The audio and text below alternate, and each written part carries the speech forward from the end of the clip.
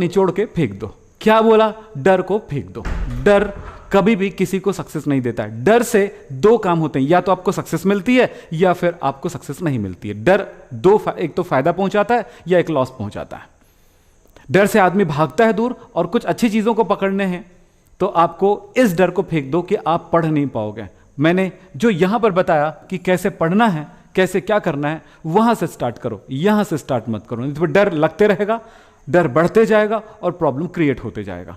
आज सारे वो बच्चे जो डरे हुए हैं उनको भी कहूंगा, जो मैं आज क्लास ले रहा हूं, थोड़ी सी तकलीफ दे सकती है, क्योंकि ये चैप्टर नंबर 3 का फर्स्ट पार्ट है। फिर ये चैप्टर नंबर 3 का फर्स्ट पार्ट का सेकंड पार्ट जब आएगा तो और ज्यादा हैवी हो जाएगा। सो ये स्टेप बाय स्टेप हैवी होने लगता है।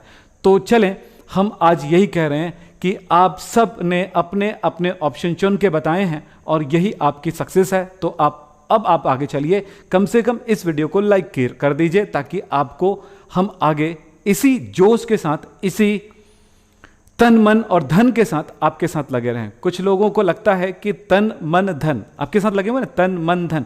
तन तो आप दिख रहा है यहां पे है, मन है तभी पढ़ा पाएंगे भैया, बिना मन के हम नहीं पढ़ा पाएंगे। तीसरी बात होती है धन, बिना धन के कुछ नहीं होता है, क्योंकि ना ये कैमरे आता है, ना ये इलेक्ट्रिसिटी मिलती है, ना इंटरनेट मिलता है, और ना मैं यहाँ पे खड़े हो सकता हूँ, जो मेरे हाथ में पेन है, जो मेरे शरीर पे कपड़े हैं, जो ये मैं कंघी करने के लिए यूज़ करता हूँ, ये तर तो है ही नहीं है, नीचे ही करता हूँ, तो वो भी धन से आती है। तो हर चीज़ तन मन धन, ये 3 चीज़ों की ज़रूरत है। ब्रह्मा विष्णु महेश, और तो सारी चीज़ें ज़रूरी है। तो चलिए आगे चलते हैं। यहाँ पे हम पढ़ने वाले हैं आज तत्वों का वर्गीकरण, क्लासिफिकेशन ऑफ एलिमेंट्स। तत्वों के वर्गीकरण में हम ये 4 चीजें पढ़ेंगे। पहला है इंट्रोडक्शन। यह है क्या? ये तो हर एक क्लास का इंट्रोडक्शन पोर्शन होता है, हर एक चैप्टर में इंट्रोडक्शन मिलेगा, क्योंकि इंट्रोडक्शन सही नहीं रहेगा, प्रस्तावना सही नहीं रहेगा, तो हम आगे बढ़ नहीं सकते हैं। सेकंड है हिस्ट्री, हम पीरियोडिक टेबल की हिस्ट्री देखेंगे। फिर होता है लॉज ऑफ क्लासिफिकेशन, क्लासिफिकेशन के कौन कौन से नियम हैं वो पढ़ेंगे। और सबसे मोस्ट इंपॉर्टेंट है, ये तो एग्जाम में आता ही है, और ये दोनों एक बार चलो छोड़ भी दिए, लेकिन ये दोनों को तो बिल्कुल नहीं छोड़ेंगे।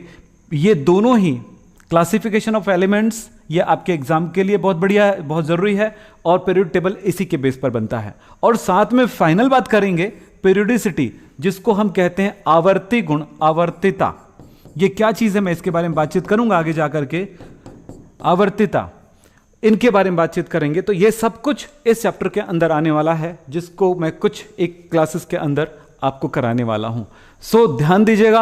अब आगे बढ़ते हैं, एक एक पॉइंट्स को पढ़ते हैं। कुछ कुछ बातें मैं समझाते जाऊंगा, कुछ कुछ कॉपी में नोट करते जाएंगे, 2 बार 3 बार स्टडी करेंगे, बहुत अच्छे समझ में आएगा। और एक बात और, मैंने इसके लिए लगभग 10 वीडियोज अपलोड करा हुआ है,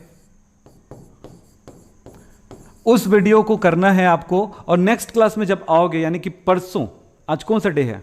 ट्यूसडे है, हाँ, तो थर्सडे को आओगे तो कम से कम 1 2 3 इतने वीडियो को कंप्लीट करके आओगे। 1 2 3 वीडियो कंप्लीट करके आओगे, तब आप एक लेवल चढ़ के आओगे। इसको पढ़ोगे जो मैं भी पढ़ा रहा हूं आज, और आप अपलोड वीडियो नहीं पढ़ते हो तो बात समझो कि आप बहुत बड़ी गलती करते हो, क्योंकि अपलोड वीडियोस को स्पेशली आपके लिए बनाया गया है, स्पेशल बनाया गया है। तो उस वीडियो को देखें जो कि वहां पर है। चलिए आगे चलते हैं। यहां पर 1 2 3 वीडियोस करके आना है नेक्स्ट क्लास में, जो कि जिसका मैंने लिंक विक्रम हेप केमिस्ट्री, फोन नंबर 9644562030 लिखा है, उसके नीचे जस्ट लिखा है कि ऑल वीडियोस, है ना, लिंक ऑल वीडियोस चैप्टर 3, नीचे लिखा है लिंक। लिंक को क्लिक करेंगे तो पूरे वीडियो खुल जाएगा, वो प्लेलिस्ट ओपन हो जाएगा। तो प्लेलिस्ट जैसे ओपन होता है, उसके first video, second video, third video को बिल्कुल करके आना है। अगर 4 भी कर लेते हो नो प्रॉब्लम, 5 कर लेते हो और अच्छी बात है, 6 कर लेते हो अच्छी बात है, आप डिपेंड करता है आप कितना, लेकिन स्किप कर करके मत करना, ये ध्यान रखना। अब चलते हैं आगे। चलिए, तत्वों की वर्गीकरण, या क्या बोलते हैं, तत्वों के वर्गीकरण की आवश्यकता, the need for classification of elements. सबसे पहली बात है एलिमेंट्स, तत्व, hydrogen, nitrogen, oxygen, sulphur, phosphorus, iron, gold, copper, ऐसे बहुत सारे एलिमेंट की दिन ब दिन खोज हो रही थी। इसकी खोज होती जाती, उसके उसके हम प्रॉपर्टीज यानी उनके गुणों का अध्ययन करते जाते, स्टडी करते जाते, और उनके बारे में हमें काफ़ी जानकारी अपने दिमाग में हम रख सकते थे, क्योंकि बहुत कम एलिमेंट्स की खोज हुई थी।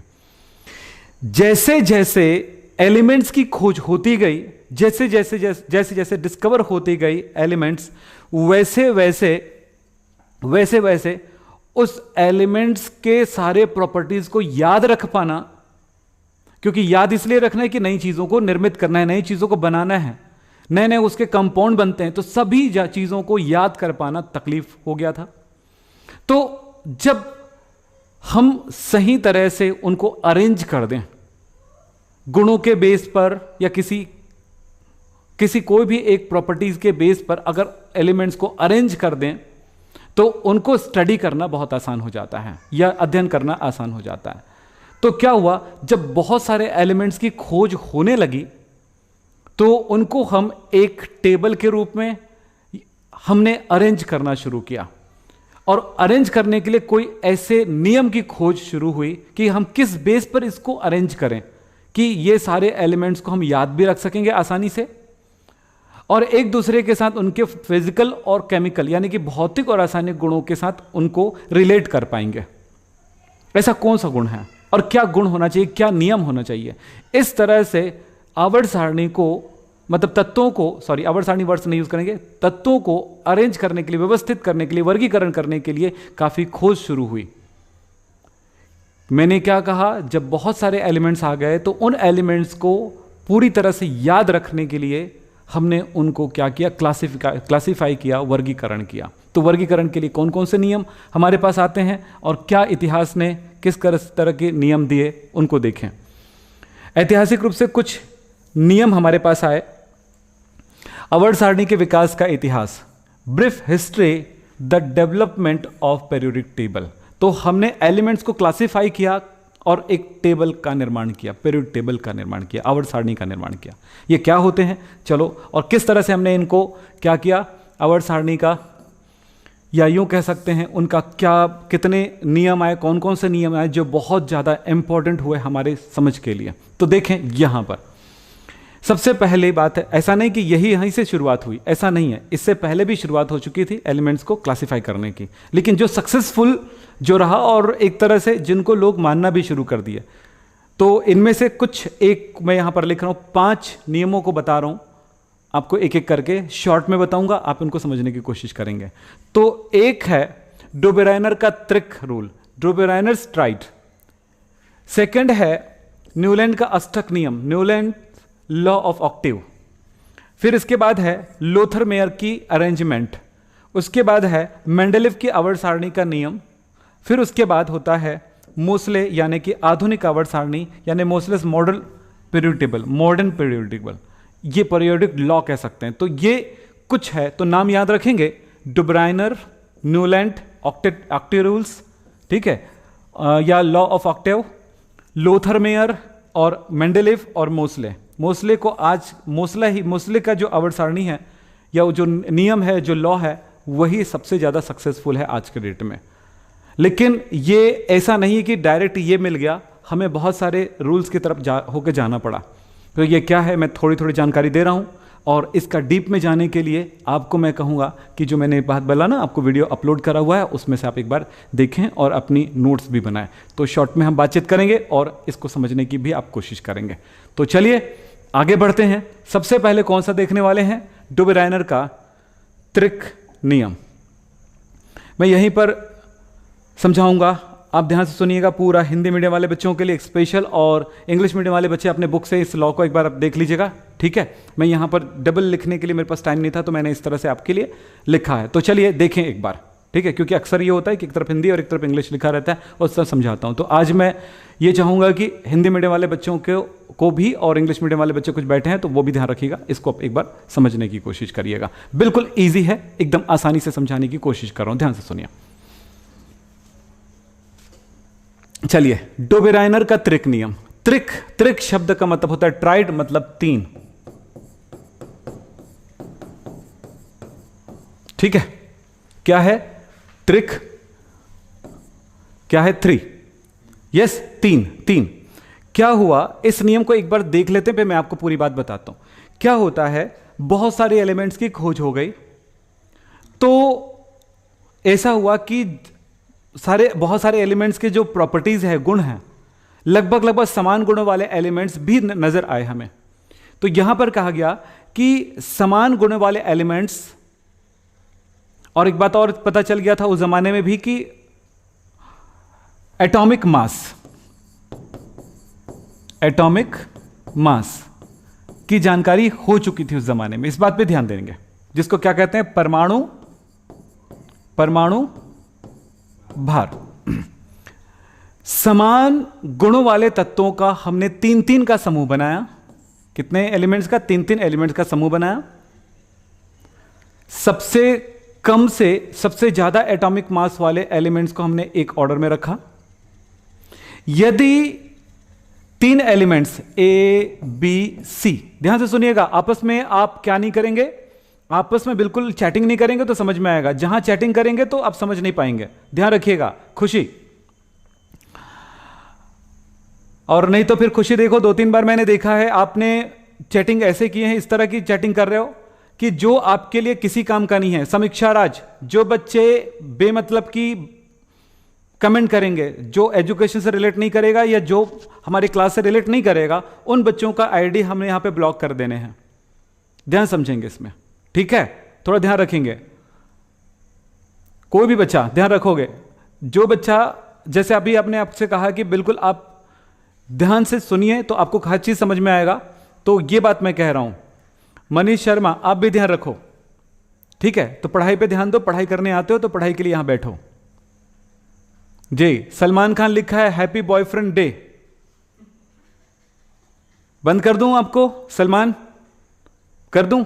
कर दो बेटा, इसको लॉक कर दो, कर दो लॉक, ठीक है? पढ़ाई करने आएंगे तो आप पढ़ेंगे। चलिए यहां पर समझेंगे क्या बोला गया। मैंने कहा समान गुणों वाले, समान प्रॉपर्टीज वाले एलिमेंट्स को हमने 3-3 का ग्रुप बनाया। अब वो सही ऑर्डर में है कि नहीं, यह पता लगाने के लिए क्या करें कि एलिमेंट्स को बढ़ते हुए एटॉमिक मास के ऑर्डर में रखेंगे। 1 2 3 रखे, ठीक है? फिर क्या करते हैं कि फर्स्ट और लास्ट, यानी सबसे कम एटॉमिक मास वाला एलिमेंट और सबसे ज्यादा एटॉमिक मास वाला एलिमेंट, कम परमाणु भार वाला और सबसे ज्यादा वाले के परमाणु भारों को हम जोड़ देंगे, ठीक है? प्लस कर देंगे। फिर उसके बाद 2 से डिवाइड कर देंगे। 2 से डिवाइड करने के बाद इसका एलिमेंट का जो एटॉमिक मास है, जो होता है, अगर वैल्यू वही आती है तो रियल में इन दोनों एलिमेंट्स के बीच वाला एलिमेंट है ये पता चल जाता है। मतलब अगर एलिमेंट को क्लासिफाई करते हैं तो हम किसी एलिमेंट को बीच में रखें तो ये बात पता चल गया। मैंने बताया, मैंने आपको थोड़ा सा एक बार समझाता हूं, 2 से 3 बार समझाता हूं, एकदम क्लियर हो जाएगा। फिर इसके बाद पता चल जाएगा कि उसके बीच में और कोई एलिमेंट्स आते हैं कि नहीं आते हैं। ये पता लगाने के लिए ये नियम बहुत बढ़िया रहा। क्या है बोला गया, देखो, 3-3 तत्वों का ऐसे सेट जिनके गुणों में समानता है, 3-3 एलिमेंट्स का एक सेट बनाते हैं जिनके गुणों में समानता है। फिर बोला गया है बीच वाले तत्व का परमाणु भार अन्य दोनों तत्वों के परमाणु भार का औसत, यानी कि क्या, एवरेज होता है। औसत मतलब होता है एवरेज। यस, अब देखो समझो मेरी बात, एक एग्जांपल लेता हूं। 3 तत्वों का, लिथियम, सोडियम, पोटेशियम को मैंने ले लिया और इन तीनों के गुणों में काफी समानता होती है। अब इनके लिथियम का एटॉमिक मास 7, सोडियम का परमाणु भार 23 यानी एटॉमिक मास 23 और पोटेशियम का 39 होता है। तो मैं क्या करूंगा, ये फर्स्ट एलिमेंट लिथियम और लास्ट एलिमेंट पोटेशियम के एटॉमिक मास को प्लस कर दूंगा, जोड़ दूंगा। मैंने जोड़ दिया। फिर मैंने 2 से डिवाइड कर दिया। 2 से डिवाइड करने पर वैल्यू कितना है, 23। मुझे पता है कि अब इससे सोडियम का, देखो, बीच वाले एलिमेंट का एटॉमिक मास मिल गया। इससे यह बात क्लियर हो गई कि लिथियम और पोटेशियम के बीच में अगर कोई एलिमेंट आएगा तो वो है सोडियम ही आएगा। इसके अलावा कोई दूसरा बीच में एक आध एलिमेंट मिसिंग नहीं है। क्या पता चला कि बीच में कोई भी ऐसा एलिमेंट है जो मिसिंग नहीं है। समझ में आई बातें? क्या क्या पता चला कि एटॉमिक मास तत्वों को यहां पर लिखा हुआ है, इसको देखें। और एक बात और बोलेंगे, जो आप अपने बुक भी पढ़िए, ऐसा नहीं कि ना पढ़ें।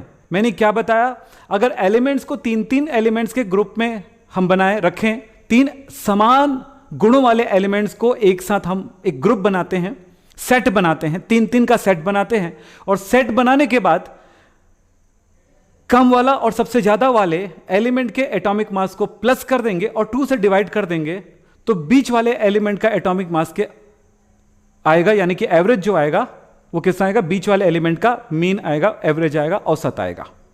ठीक है, यह बात कही गई है इस नियम में, बिल्कुल क्लियर है। और इससे अगर वही आता है, बीच वाले एलिमेंट के एटॉमिक मास के बराबर आता है, तो लिथियम और सोडियम का 23 आ रहा है, लिथियम और पोटेशियम का कितना है, इतना इतना जोड़े और इसका 23 आया और सोडियम का 23 है, तो ये इसका मतलब ये कि लिथियम और पोटेशियम के बीच में सोडियम होगा। और आप लोग आज के डेट में जानते हो कि ग्रुप नंबर वन में मिलता है हाइड्रोजन, लिथियम, सोडियम, पोटेशियम, ऐसे मिलते हैं बोलो। तो इन दोनों एलिमेंट्स के बीच में कोई और एलिमेंट नहीं है इन समान गुणों वाले तत्वों के बीच में, यह जानकारी मिलती है। चलिए और बातें करेंगे। कोई भी बच्चा ध्यान रखो, समझ में आ रही बातें, जब भी कोई बच्चा इस तरह का काम करेगा जिससे कोई रिलेट नहीं करती है, वो ध्यान रखेंगे। अब देखो दूसरा एग्जाम्पल, फर्स्ट एग्जाम्पल हमारा देख लिए, कौन सा लिए, ये। सेकंड एग्जाम्पल देखते हैं हम लोग यहां पर एक बार और। क्लोरीन, ब्रोमीन, आयोडीन समान तत्व हैलोजन एलिमेंट्स हैं, उनके एटॉमिक मास को देखें। क्लोरीन का 35.5, ब्रोमीन का 80 और आयोडीन का 127 होता है। क्या यह सेट सही है कि आयोडीन और क्लोरीन के बीच में ब्रोमीन ही आएगा, कोई दूसरा एलिमेंट नहीं आएगा, या बीच में कोई और एलिमेंट बचा है कि नहीं? यह पता लगाने का एक तरीका बनाया किसने, डोबेराइनर ने, समझो। तो देखो इनको प्लस करो, 2 से डिवाइड करो तो 81.25 आ रहा है और ये इसका 80 है, मतलब लगभग उसके इक्वल आ रहा है। एकदम एग्जैक्ट तो नहीं आएगा, थोड़ा बहुत तो फर्क आएगा। तो यह बात ये सिद्ध हो गया कि यस, ब्रोमीन इन दोनों के बीच में। तो यह बात किसने कहा, डोबेराइनर ने कहा था। ध्यान रखिएगा, इसी को कहते हैं डोबेराइनर का ट्रायड रूल, ट्रायड नियम। ठीक है, तो इस तरह से आप इनको कह सकते हैं, समझ सकते हैं। बाकी तीसरे वाले को आप समझ लीजिएगा। ठीक है, अब चलता हूं नेक्स्ट। अब चलें दूसरा जो बहुत ज्यादा एग्जाम में पूछा गया है, आपके एग्जाम में 11th के एग्जाम में इंपॉर्टेंट है, पूछे जाते हैं, वो है न्यूलैंड का अष्टक नियम। न्यूलैंड का अष्टक नियम किसने दिया? जॉन न्यूलैंड ने दिया था। यह नियम क्या है? अष्टक नियम, 8 का नियम, octave, law of octave, octave rules. Newland के साथ ऑक्टिव लगाओ, 2 ऑक्टिव रूल्स पढ़ोगे आप, ऑक्टेट रूल और एक है ऑक्टिव, तो दो ठो पढ़ोगे आप लोग, तो ये ऑक्टिव है। और इसमें अष्टक नियम दोनों को कहते हैं। तो एक आप लोग पढ़ोगे कहां पे, चैप्टर नंबर 4 में पढ़ोगे कि एलिमेंट कोई भी तत्व के या कोई भी परमाणु के अंतिम कोश में 8 इलेक्ट्रॉन होगा तो स्टेबल होगा, वो उस जगह पे पढ़ोगे, यहां पे नहीं है। तो ये पीरियोडिक टेबल के लिए बनाया गया है, ये वो रूल है जो न्यूलैंड का दिया हुआ। ये बहुत इंपॉर्टेंट है, ध्यान रखिएगा। मैं आपको समझाता हूं यहां पे क्या कहता है ये, थोड़ा सा समझो आप, थोड़ा सा शांति बनाए रखो, आपस में चैटिंग मत करो, नहीं तो फिर आपको प्रॉब्लम क्रिएट होगा, फिर मैं कुछ नहीं कर सकता। समझो यहां पे, क्योंकि हर चीज को समझना है। थोड़ी तकलीफ तो होगी बेटा पढ़ाई में, बिल्कुल ऐसा नहीं हर चीज पानी हो जाए तो फिर आदमी।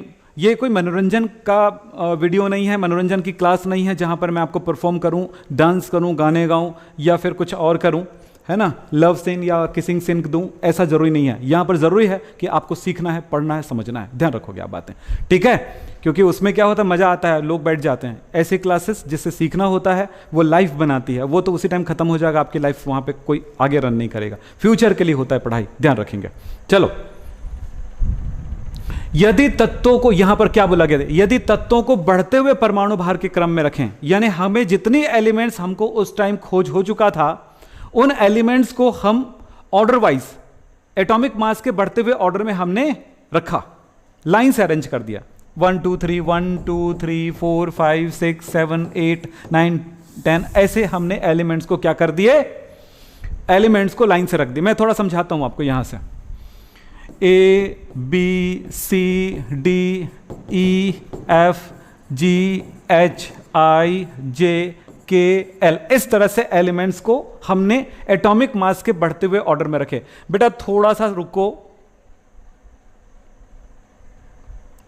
रुको, चैटिंग रोक लो, सीखना है तो, नहीं तो फिर वो तो समझ चुके हो। और जो बच्चे इस चीज़ को समझ रहे होंगे, बिल्कुल ध्यान दो। और बेटा लाइक तो ठोका करो हमेशा, और याद रखो दो काम आपको करना है जो मेरे तरफ से आपको मैं कह रहा हूँ। अपने दोस्तों को शेयर करें वीडियो, दूसरा लाइक किया करो, और तीसरा जिन बच्चों ने सब्सक्राइब नहीं किया वो सब्सक्राइब कर लो, क्योंकि आपको ये चैनल बहुत कुछ सिखाएगा, आपको बता देते हैं, ध्यान रखिएगा। चलिए, हमने एलिमेंट्स को एटॉमिक मास के बढ़ते हुए ऑर्डर में रख दिया। जो काम किसने किया? न्यूलैंड ने किया। ध्यान से समझो। फिर उसने क्या देखा कि 1 2 3 4 5 6 7 8 जो 8वां जो एलिमेंट है उसकी जो प्रॉपर्टी है वो ए से मिलता था। ए का 8वां एलिमेंट की प्रॉपर्टी ए से मिल रहा है। बी का 8वां एलिमेंट कौन है? आई से मिलता था। सी का 8वां एलिमेंट कौन हुआ? जे से मिलता था। डी का 8वां एलिमेंट कौन हुआ? के से मिलता है। बोलो A B C D E F G H I J K से, फिर एल एम एन, फिर आया ओ, आएगा ना उसके बाद। तो ओ का जो प्रॉपर्टी है फिर वो ए से मिलता है। ए एच ओ, क्या दिख रहा है, क्या दिख रहा है, ये इसका साइंस था। इसको वो कैसे समझाया उसको समझेंगे। जी विक्रम मीना जी ध्यान दो, क्या बोल रहे हो? सर 12th का एग्जाम कैंसिल करवा दो। अच्छा, इसका मतलब फ्री में सक्सेस। बेटा ये सब बात हमसे ना करें, वो करना है तो आप प्राइम मिनिस्टर से करें या फिर एजुकेशन डिपार्टमेंट से करें, वो मुझसे ना करें। आप इस तरह से डिस्टर्ब कर रहे हो क्लास, और जो भी बच्चा डिस्टर्ब करेगा इस तरह से क्लास, हम अब उनका आईडी हम रियल में ब्लॉक करेंगे। अब ध्यान रखिएगा, काम की बात नहीं है ये, बिल्कुल नहीं है। चलो ठीक है।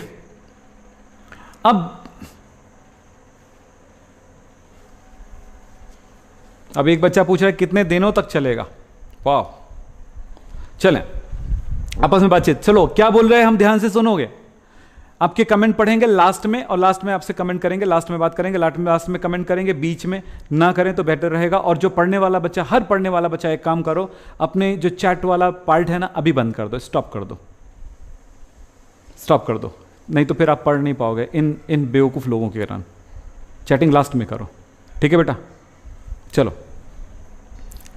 हमेशा ध्यान रखो। तो यहां पे क्या बोला गया समझे, कि इन्होंने कहा अगर एलिमेंट्स को एटॉमिक मास के बढ़ते हुए ऑर्डर में हम रखें तो हर एक एलिमेंट का 8वां स्थान पर जो एलिमेंट है उनकी प्रॉपर्टी जो है, उनकी गुण जो है, उनके नेचर जो है वो इस फर्स्ट एलिमेंट से मिलते हैं।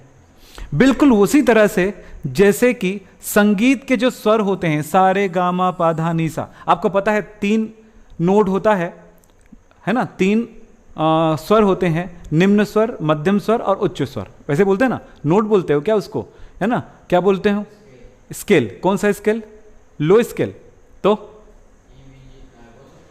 जी मैं बोल रहा था जो भी बोलते हैं आप लोग, मुझे नहीं पता संगीत के बारे में, पर यह कहा जाता है 3 लेवल होता है, तीनों में सारे गामा पा नहीं होता है। आपने अगर वो कीबोर्ड देखे होंगे तो आपने देखा होगा सारी ये गामा एकदम पतली निकलती है, फिर बीच में थोड़ा मोटा निकलता है, फिर लास्ट में एकदम मोटा निकलता है, भारी भरकम निकलता है। तो वो जो बीच वाले में गाने चलते हैं, बीच वाले में ही चलता है, इधर और इधर वाले को कभी कभार यूज करते हैं। तो वैसे ही सारे गामा पा धा नी, फिर सा फिर से आता है, तो वैसे ये सा फिर से इसके साथ मिल गया, तो सा, फिर रे, फिर गा, फिर से शुरू होता है। इस तरह से बोला गया, इसमें कहा गया, इस बात को समझेंगे। यदि तत्वों को बढ़ते हुए परमाणु भार के क्रम में जमाया जाए तो हर क्या लिखा है, 8वां तत्व पहले तत्व से समानता रखता है। हर 8वां तत्व पहले से समानता रखता है। इसका 8वां तत्व इसके लिए पहला हो गया ना ये वाला, तो इस तरह समानता रखता है, तो इसे कहा जाता है ऑक्टिव रूल।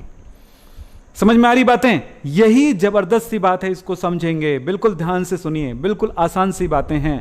तो क्या हुआ, एलिमेंट्स का एटॉमिक मास के बढ़ते हुए ऑर्डर में रखा गया उस टाइम पे, lithium, beryllium, boron, carbon, nitrogen, oxygen, fluorine. Fluorine के बाद एक तत्व मिला उस टाइम, वो मिला हमें कौन सा? सोडियम। तो सोडियम का जो गुण था लिथियम से मिल रहा था। फिर उसके बाद सोडियम के बाद मैग्नीशियम, इस तरह के एलिमेंट आए, तो बेरिलियम से मैग्नीशियम आ गया। इस तरह से एक स्टेप बाय स्टेप एलिमेंट्स जमने लगे। तो एक एक ग्रुप बन गए, ग्रुप 1, ग्रुप 2, ग्रुप 3, यानी इस ग्रुप में आने वाला एलिमेंट के गुण समान है, प्रॉपर्टीज समान है, समान गुणों वाले हो गए, समान गुण है इसके, समान गुण वाला एक क्या मिल गया, समूह मिल गया, समान गुणों वाला समूह मिलने लगा। तो ये एक समान गुण वाला समूह मिल गया, दूसरा समान गुणों वाला एक समूह मिल गया, तीसरा समान गुण वाला एक समूह मिल जाएगा, ऐसे समूहों का निर्माण होने लगा। तो इस तरह से पीरियोडिक टेबल, एक टेबल का निर्माण हो गया। देखिए आप, एक टेबल जैसा बन गया। अगर आप इसको ऐसे लिख दो, ऐसे बना करके, तो देखो ये ग्रुप हो गया और ये पीरियड हो गया। बोलो, जैसे यहां पर बेरिलियम, अच्छा सॉरी, मैं लिथियम से स्टार्ट करूंगा। तो पहले ये लिथियम, सोडियम, पोटेशियम, रुबिडियम, इस तरह से एलिमेंट मिले, बेरिलियम, मैग्नीशियम, तो एक ग्रुप हुआ, दूसरा ग्रुप हुआ, इस तरह से ये बात हो गई। तो ये नियम उस जगह पर काफी कारगर हुआ, पर इसके क्या ड्रॉबैक है, किसी का ड्रॉबैक अभी नहीं बता रहा हूं, थोड़ा स्टडी आपको करना पड़ेगा। जब पढ़ेंगे, मैंने अपलोड वीडियो कहा है, उसमें से आप एक बार देख लीजिएगा। तो नियम पूछा जाएगा, ट्राइड रूल क्या है, एक्टिव रूल क्या है, उस तरह से क्वेश्चन पूछा जाएगा, तो ये आपका हो जाएगा। तो इस तरह से आपको समझ में आ गया होगा बातें, ठीक है। चलिए अब आगे चलते हैं।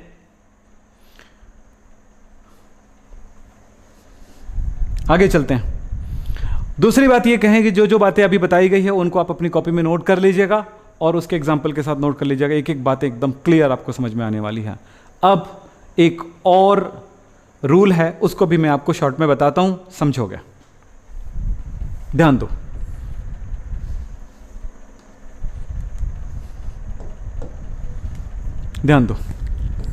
Lothar Meyer arrangement, Lothar Meyer ने क्या किया, बिल्कुल वही काम किया। लगभग तीनों ने एक चीज को पकड़ा, वो था एटॉमिक मास, परमाणु भार। यस, इन्होंने अपनी जगह पे क्या कहा उसे सुनिएगा। इन्होंने कहा जो एलिमेंट्स हैं उनको एटॉमिक मास के बढ़ते हुए ऑर्डर, परमाणु द्रव्यमान के बढ़ते हुए क्रम में हमने इस तरफ बढ़ते हुए ऑर्डर में रखा और उसका हमने लिख लिया परमाणु आयतन, यानी कि एटॉमिक वॉल्यूम।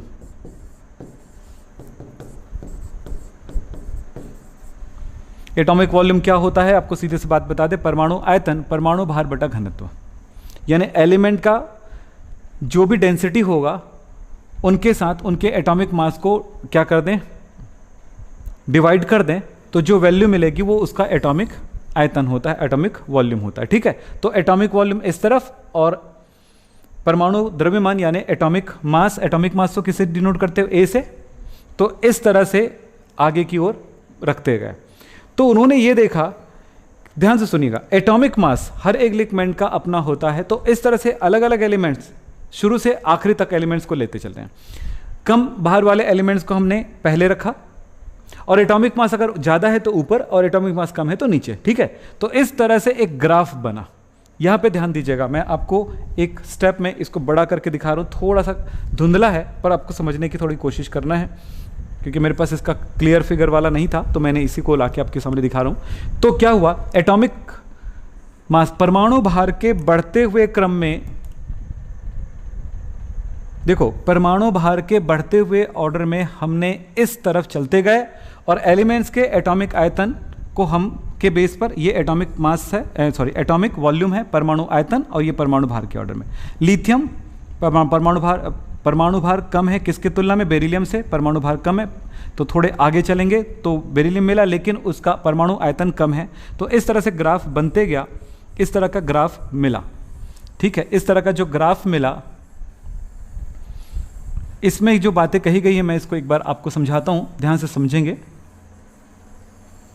देखो अब इसमें क्या कहा गया उसको समझेंगे कि समान गुणों वाले एलिमेंट जो थे वो इस ग्राफ में समान जगह पे मिले। जो कर्व बने ना, इस तरह से क्या बने, अलग एक तरह का कर्व बना। इस कर्व में यहां पर लिथियम मिला टॉप में मिला, यहां पर देखो टॉप में मिला सोडियम, टॉप में मिला पोटेशियम, टॉप में मिला रुबिडियम, टॉप में मिला सीजियम। मतलब यह हुआ कि जो कर्व बन रहा था, जो ग्राफ बन रहा था, वो उसका परमाणु आयतन जो था वो इस कर्व के एक समान गुण वाले एलिमेंट समान जगहों पर मिलने लगे।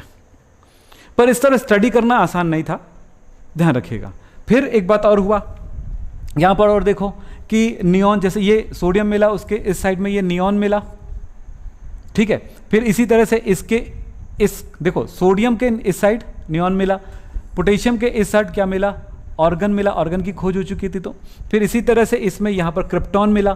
तो निष्क्रिय गैसें जो है वो इनकी एक पोजीशन हो गई इस कर्व में।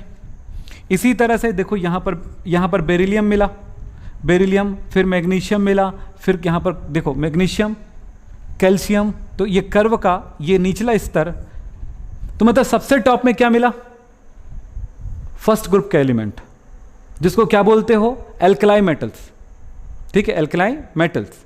तो एल्कलाई मेटल मतलब क्या हुआ, क्षारीय धातुएं। क्षारीय धातुएं एक अपनी जगह रखा इस कर्व में, क्षारीय मृदा धातुएं एक अपनी जगह रखा, क्षारीय मृदा धातुएं, बेरिलियम यहाँ पे है, तो इस कर्व में इस जगह पर मैग्नीशियम मिला।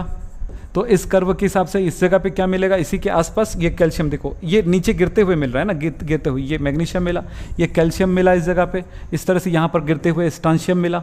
तो एक तरह से बोला जाता है, इसको थोड़ा समझने की कोशिश करेंगे ध्यान से। थोड़ा शांत हो जाइए, चैटिंग बंद कर दीजिए, समझ में आ जाएगा मेरी बातें। किसका है ये किसका है रूल, लोथर मेयर का, ठीक है। लोथर मेयर ने क्या कहा, एलिमेंट्स को एटॉमिक मास के ऑर्डर में हम अरेंज करते हैं और उसका हम एटॉमिक वॉल्यूम लेते हैं, यानी कि परमाणु आयतन लेते हैं, और उसके बीच में हम एक क्या बनाते हैं, ग्राफ बनाते हैं, कर्व बनाते हैं। तो उस कर्व में सबसे टॉप पोजीशन पे क्षारीय धातुएं आई जो समान गुण वाले थे,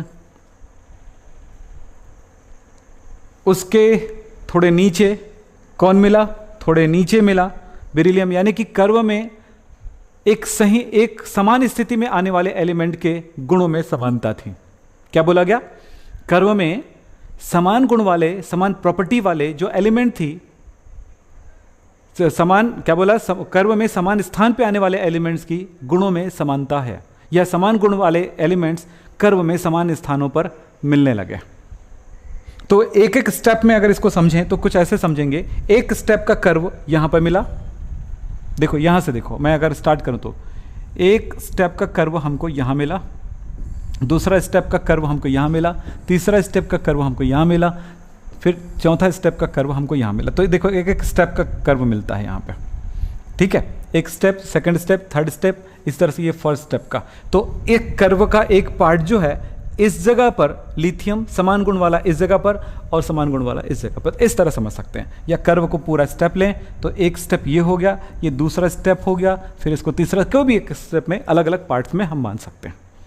तो ये थोड़ी सी तकलीफदेह है समझने में, लेकिन थोड़ा सा ध्यान देकर के अगर इसको समझोगे तो आसान हो जाएगा।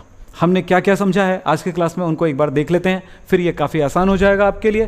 थोड़ा सा ध्यान दें, बहुत इंपॉर्टेंट पार्ट था।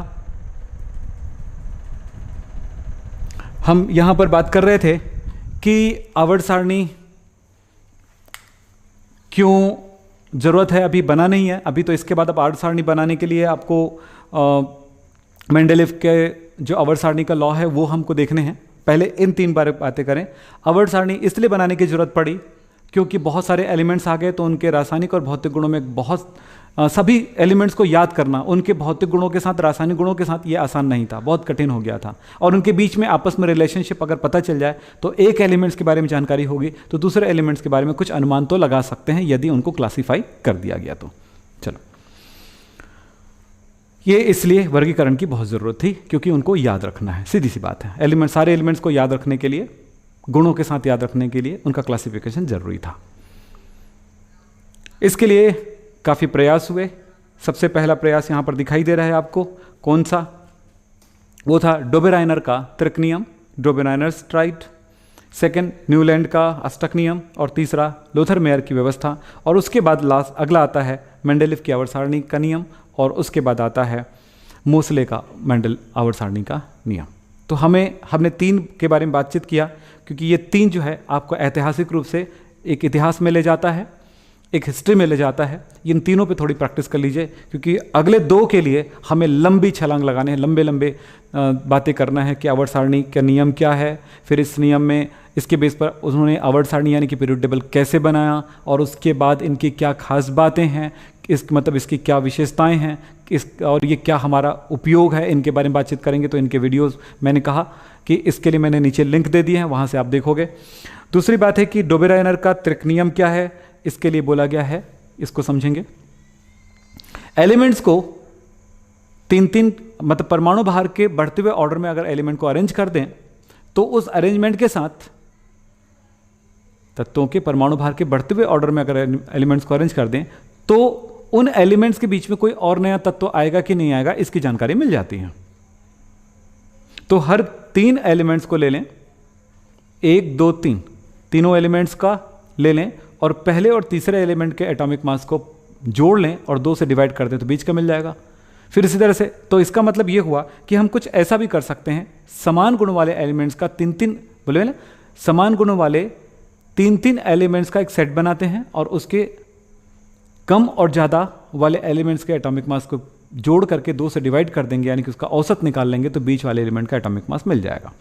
तो ये मतलब हुआ कि अगर हम ऐसा कुछ सोचें कि जैसे हमारे पास है, हाइड्रोजन तो नहीं आएगा, लिथियम, सोडियम, पोटेशियम, रुबिडियम, और ये कितना सही है वो बात आगे बढ़ेगी।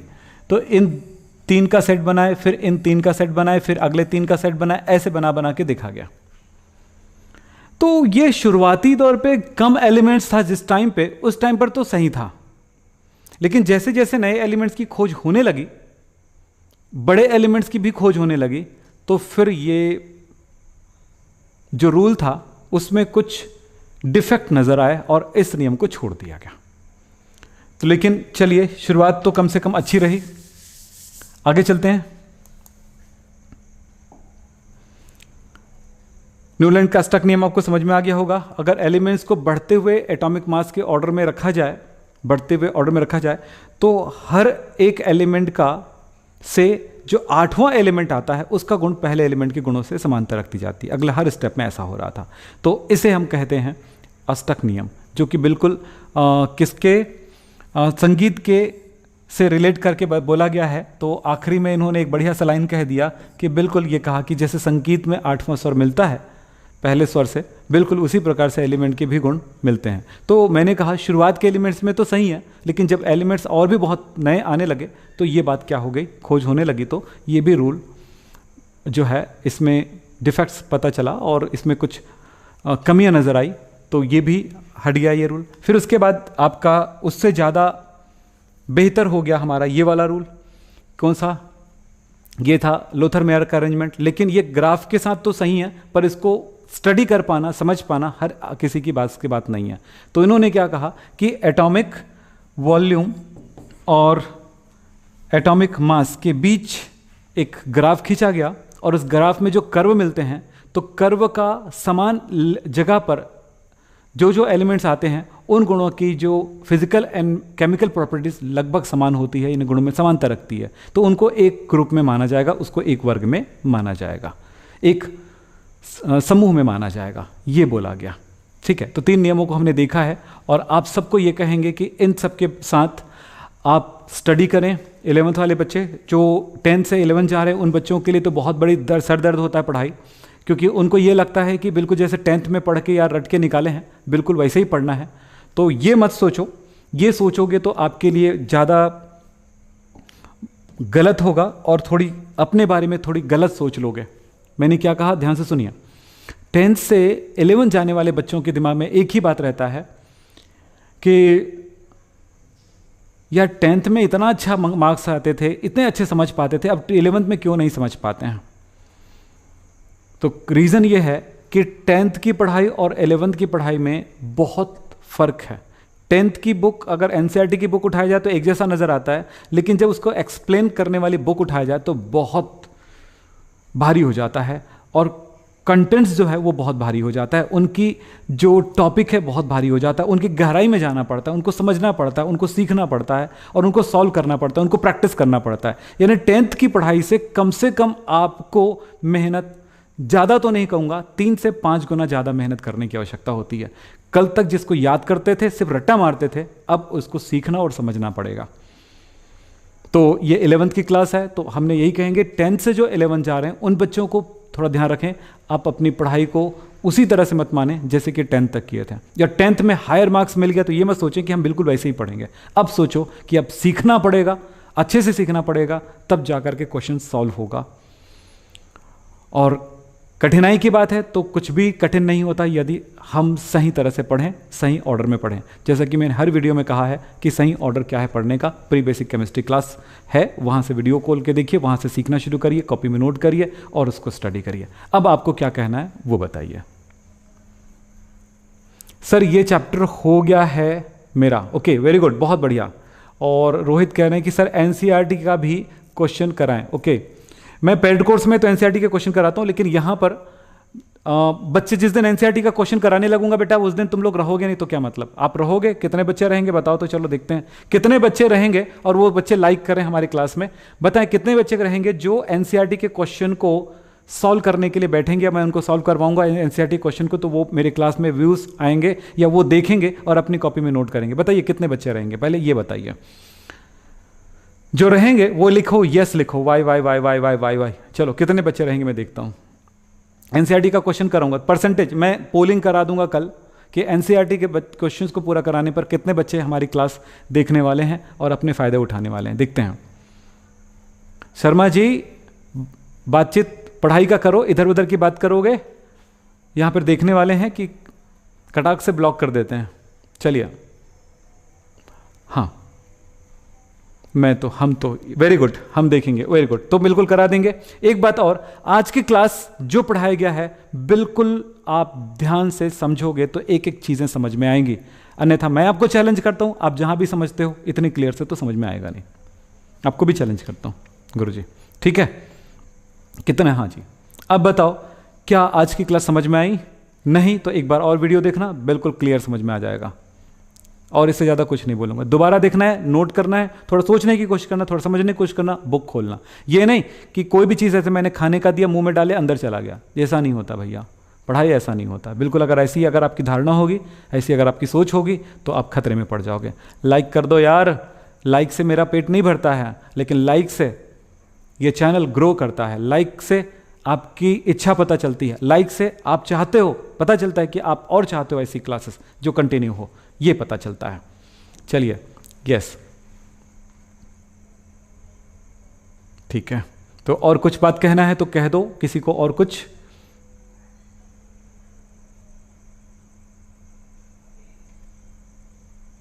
एमसीक्यूज करा देंगे चैप्टर 2 का, ओके, ठीक है। नाम पढ़ नहीं पाता हूं तो आप लोग बुरा मत मानिएगा। शुरुआत में जब स्टार्ट करता हूं उस टाइम जितने बच्चों का नाम आते रहता है उसका नाम ले देता हूं, ताकि लास्ट में नाम लेने में परेशानी ना हो, ठीक है?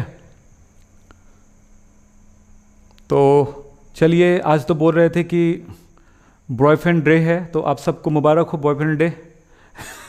कुछ भी हो बोल रहा है तो मैं क्या कर सकता हूँ, मुझे नहीं पता कौन सा डे है क्या? बॉयफ्रेंड डे है।